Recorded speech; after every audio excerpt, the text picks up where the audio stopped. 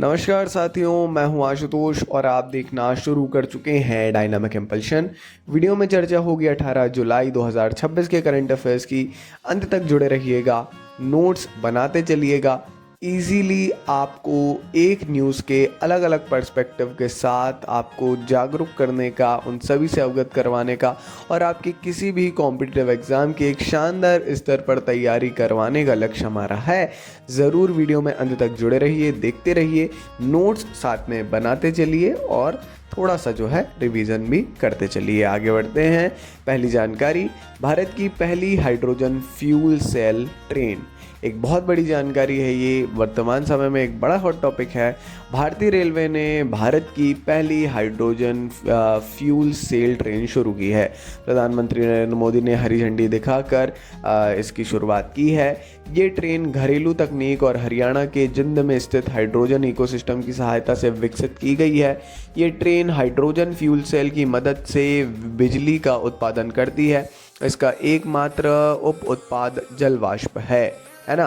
मतलब जो इससे हमको मिल रहा है उत्पाद है, जो प्रोड्यूस कर रहा है ये केवल वाष्प है ना।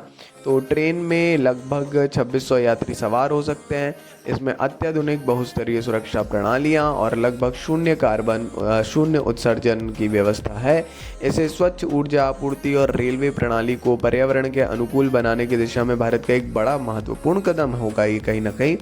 भारत की हाइड्रोजन फ्यूल सेल अगली पीढ़ी का रेल वाहन है और जो पारंपरिक डीजल इंजनों या भूमिगत विद्युत प्रणालियों के बजाय हाइड्रोजन फ्यूल सेल का उपयोग करके ट्रेन के अंदर ही बिजली उत्पन्न करती है। एनवायरनमेंट के लिए एक बहुत ही बड़ा ये कहीं ना कहीं इनिशिएटिव माना जा रहा है। खैर, गवर्नमेंट अब ऐसा समझ में आ रहा है, जैसा इसमें हमको रिएक्शन देखने को मिल रहा है, काफ़ी पॉजिटिव रिएक्शंस हैं, मगर वही बात है कि कितना हद तक सही है इसका कोई अनुमान नहीं है। चलिए आगे बढ़ते हैं। उत्तर प्रदेश ने कौशल सेतु और कौशल सारथी पोर्टल लॉन्च किए हैं। हाल ही में यूपी गवर्नमेंट ने कौशल सेतु और कौशल सारथी नामक 2 डिजिटल प्लेटफॉर्म की घोषणा की। इन्हें 2026 में विश्व युवा कौशल दिवस के अवसर पर लॉन्च किया गया था। ये प्लेटफॉर्म्स व्यावसायिक प्रशिक्षण प्रक्रिया को सुगम बनाने, कौशल विकास सेवाओं में पारदर्शिता बढ़ाने और उद्योग तथा नौकरी चाहने वालों के बीच सहयोग को मजबूत करने में सहायक होंगे। उत्तर प्रदेश कौशल विकास निगम के संचालन में सुधार लाने और व्यावसायिक प्रशिक्षण को ऑनलाइन उपलब्ध कराने के लिए इन दोनों पोर्टलों का शुभारंभ किया गया। ज़रूरी जानकारी है, इम्पोर्टेंट है, पढ़ लीजिएगा, कहीं ना कहीं मिल ही जाएगा आपको, है ना। इसके बारे में उसका उपयोग, क्योंकि हम सभी जाहिर तौर पर युवा हैं, तो अगर उत्तर प्रदेश से हैं आप तो ये एक इम्पॉर्टेंट रोल प्ले आपके डेली लाइफ में भी कर सकता है। यही फ़ायदा है करंट अफेयर्स का कि ये आपको एक जागरूक नागरिक बनाता है। कभी भी करंट अफेयर्स की स्टडी आप कर रहे हैं तो करंट अफेयर्स आपको आपकी तैयारी तो कराता ही है, मगर एक जागरूक नागरिक भी बनाता है। यही इसकी सबसे अच्छी बात है ना। तो जैसे ये जानकारी है, तो उत्तर प्रदेश कौशल विकास निगम का एक बड़ा इनिशिएटिव है, पढ़ना चाहिए मेरे अनुसार। आगे बढ़ते हैं अगली जानकारी की ओर। सीरम इंस्टीट्यूट, गेट्स MRI दोनों की साझेदारी के तहत M72 जो टीबी होता है ना, M72 वैक्सीन का निर्माण करेगा। सीरम इंस्टीट्यूट ऑफ इंडिया ने गेट्स मेडिकल रिसर्च इंस्टीट्यूट के साथ टीबी वैक्सीन, जो हमने बताया M72 टीबी वैक्सीन के उत्पादन की क्षमता विकसित करने के लिए एक महत्वपूर्ण समझौते दोनों ने किए हैं, हस्ताक्षर उसमें। ये समझौता हमारा SII को टीबी के उच्च प्रसार वाले देशों के लिए बड़ी मात्रा में वैक्सीन का उत्पादन करने का अवसर प्रदान करेगा, बशर्ते तीसरे चरण के दैनिक परीक्षण सुचारू रूप से पूरे हो जाएं और सभी नियामक स्वीकृतियां प्राप्त हो जाएं। ये साझेदारी दुनिया की सबसे घातक बीमारियों में से एक टीबी के खिलाफ वैश्विक संघर्ष में एक और कदम है और भारत को एक प्रमुख वैक्सीन निर्माण केंद्र के रूप में स्थापित करती है। समझौते के अनुसार serum institute of India M72 या फिर AS01E टीबी वैक्सीन कैंडिडेट का निर्माण करेगा। और यदि तीसरे चरण के दैनिक परीक्षणों के परिणाम अनुकूल रहते हैं तो इसकी आपूर्ति करेगा, यानी उसके बाद और आगे इसको जो है आगे बढ़ाया जाएगा, है ना। तो चलिए, इम्पोर्टेंट जानकारी है, बढ़ते हैं आगे अगली जानकारी की ओर। अगली जानकारी, भारतीय नौसेना कोच्चि में ऑपरेशन सदर्न रेडीनेस 26-2 की मेज़बानी करेगी।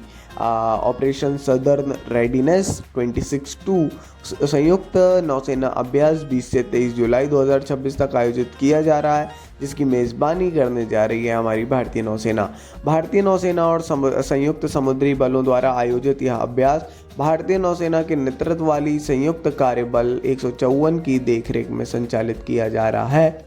इस पहल के माध्यम से CMF के सहयोगी देशों को एक साथ लाया जा रहा है। अभ्यास का उद्देश्य समुद्री उद्योग की सुरक्षा सुनिश्चित करना है। इसके अलावा ये अभ्यास नौसेनाओं के आपसी समन्वय को बढ़ावा देगा।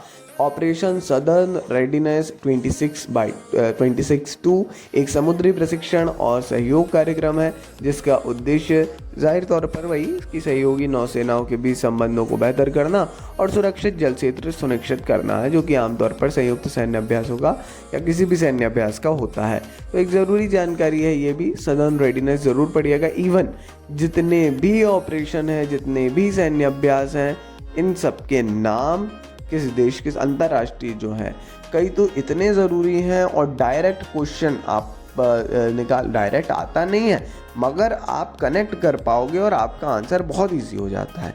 आगे बढ़ते हुए अगली जानकारी, स्काई रूट का विक्रम-1 भारत का पहला निजी कक्षीय रॉकेट बनकर ऐतिहासिक प्रक्षेपण के लिए तैयार है।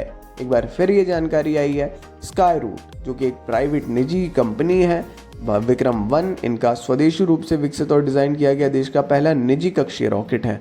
ये आज सतीश धवन अंतर्राष्ट्रीय केंद्र श्रीहरिकोटा से मिशन आगमन के अंतर्गत लॉन्च होने जा रहा है। इसका प्रक्षेपण होगा। ये रॉकेट भारत के निजी अंतरिक्ष क्षेत्र के लिए नया मील का पत्थर साबित होगा।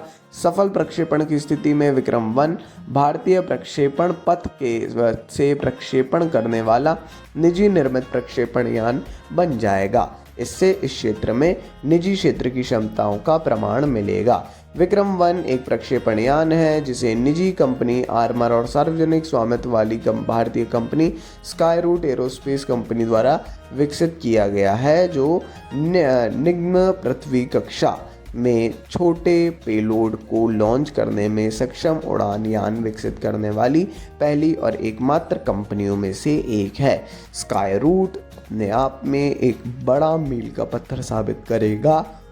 शुभकामनाएं तो पूरे राष्ट्र की है ही, जाहिर तौर पर अपने आप में एक बड़ी बात है। चलिए बढ़ते हैं आगे, देखते हैं हम अगली जानकारी को।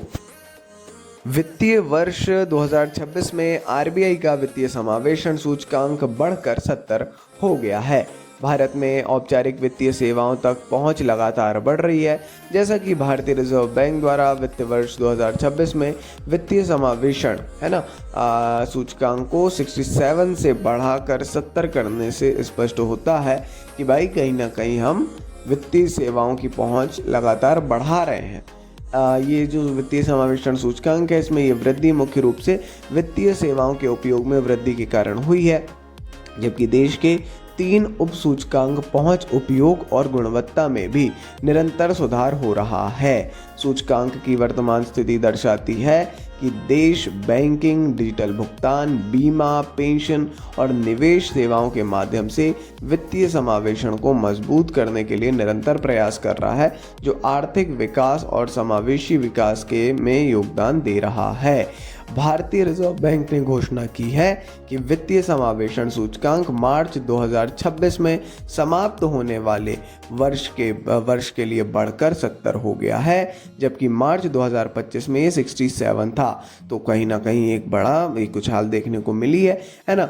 समझना होगा, जानना होगा, इसके बारे में जो टर्म्स हैं उसको समझना होगा। अब दिक्कत आती है इकोनॉमिक्स में, यही सब चीज़ें हैं जिनने नहीं है जिनका बैकग्राउंड, उनको थोड़ी तकलीफ इसमें हो सकती है जो आमतौर पर देखने मिलती है। चलिए, ये थी आज की इस वीडियो की अंतिम जानकारी।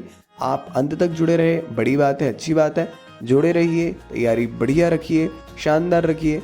बहुत बहुत धन्यवाद। नमस्कार जी, डायनामिक इम्पल्शन।